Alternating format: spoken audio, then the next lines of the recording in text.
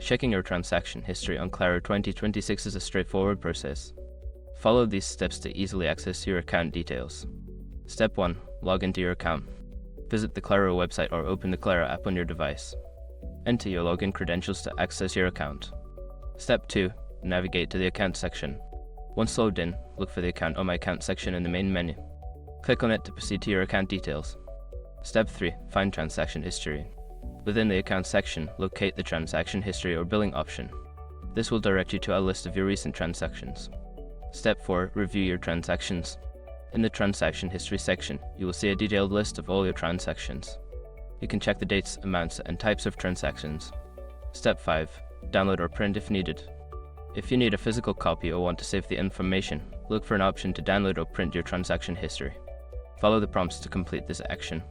Now you can easily keep track of your transactions with Claro 2026. Regularly checking your history can help you manage your account effectively.